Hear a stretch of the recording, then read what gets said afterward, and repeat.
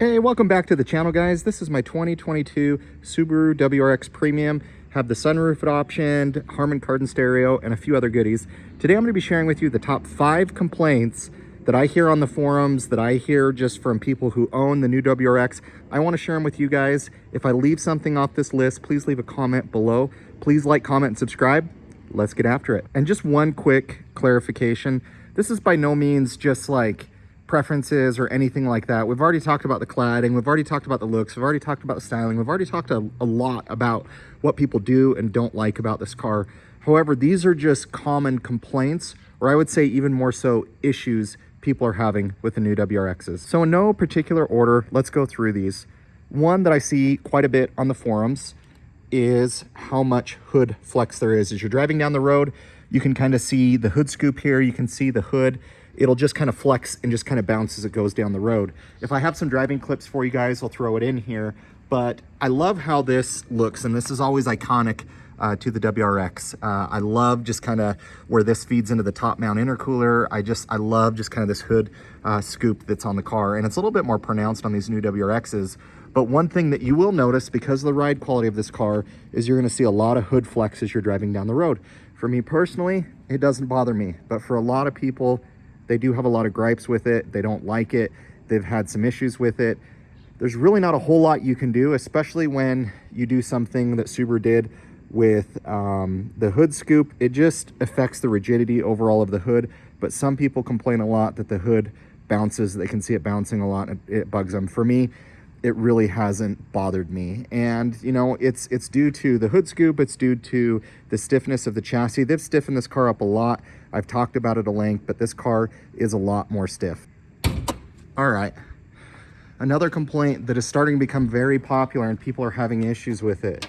On mine, it's not doing it yet, but it might be here soon. But a lot of people are having a lot of issues with the AC compressor. When they start up these cars, obviously this is a Boxster. They have a different sound to them. They almost kind of sound like an old farm tractor. But a lot of the issues that people are having with it, the AC compressors are actually starting to grow out in these cars. And in a lot of them, it's only been just for a few thousand miles. It's nothing crazy. It's not like these cars have hundreds of thousands of miles on them, but people are starting to hear weird noises with their compressor going out. But it's almost like a metal screeching sound. Some people have thought, hey, I have blown my motor. We're in deep trouble here. But really, it's just been the AC compressor. So that's been a popular thing as of late on the forums. Knock on plastic, I have not had that issue yet with mine. The dealers are taking those under warranty. They're fixing them, not a problem. But AC compressor is something that are having issues with on these new WRXs. So it's not just 1 or 2 or 3 cases. I've seen quite a few. Another complaint that people have, and obviously mine is a lot more modified. If I have some stock startup examples, I'll throw them on here for you guys.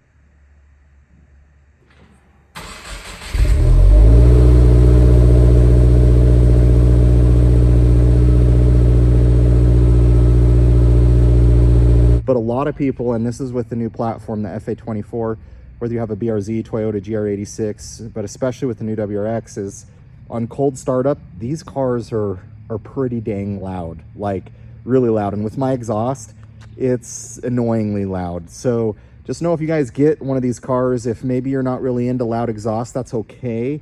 It does tame down. It doesn't have any drone or anything while you're driving it. But upon initial startup, these cars are actually pretty loud, even stock. That was one thing that was really surprising to me, was just how loud this car was when I fired it up. Now, when I have my Remark axle back, so I've deleted the muffler. I've done a whole install video on that. But when this car starts up, I feel bad for my neighbor when they move into their house. But yeah, anyways, it definitely is extremely loud.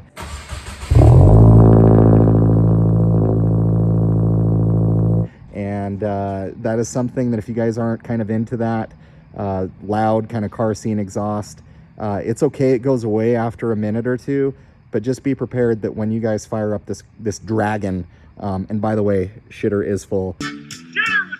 One of my favorite movies, Christmas Vacation. It's really loud, guys. Super loud. And I know we talked a little bit about hood flexing, but this next one, a lot of people are surprised about how stiff this car is. I know I was pretty surprised by how stiff the car is. Now, I've had a Camaro 2SS 1LE, I've had a Ford Bullet Mustang, I've had a Dodge Challenger, I've had a Supra, I've had Acura RSX Type S, 3000 GT, Mazda RX-8. This is the stiffest driving car, surprisingly, I've owned. I would say the Camaro takes the second place. Now, I can adjust it when you get the top GT trim level. You can adjust suspension, you can adjust several things on it, but as you're just getting a base, as you're getting a premium, if you're even getting the limited, the ride quality is stiff. They've tried making this a rally car. It's the heritage of what it is, but just be prepared, guys, that this car is a lot stiffer than you think. And so if you're really using this for like, hey, I'm a dad, I don't want to like mod or kind of trick out my car, but I really want to have a fun car that I can drive around. This car, it's bouncy and it's stiff, and it's not going to be very enjoyable for your passengers who are driving it. So if you're buying this just for kind of a daily cruise or something to have fun in, I think personally it's a great option. However, if you do not like a stiff suspension, I wouldn't go down this route. There's a lot of other cars that are a little bit more compliant than the WRX. All right, and this next issue has to do with the infotainment. I personally have not had any issues with it, but a lot of people are experiencing lag time. They're experiencing a lot of issues. They're experiencing blank screens. I have not had a single issue with it. In fact, it's actually been really awesome. Now, I don't like the UI, UX design of these buttons. Like, they look like they were copied and pasted from a Word doc and then threw on here. I think they could do a lot better job of making this more aesthetically pleasing. But overall, the infotainment, a lot of people are having issues with it. Some people don't like, and you know what, let me just go ahead and start it up so I can show you guys a couple of the features. But some people struggle with the ability to get your heated seats on. You can hear my exhaust. My car hasn't completely warmed up. You know, to get to the heated seats, you have to go in here, you know, then you have to turn it on and adjust it.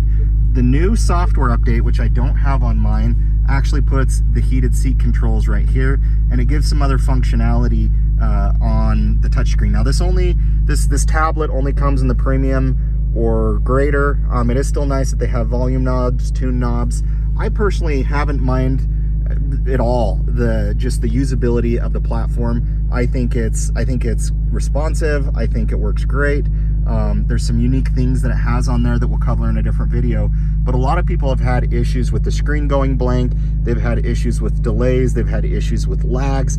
They've had issues with buttons not working. I have not had a single issue. Now, I don't know, maybe it was just the early 2022s that had this issue.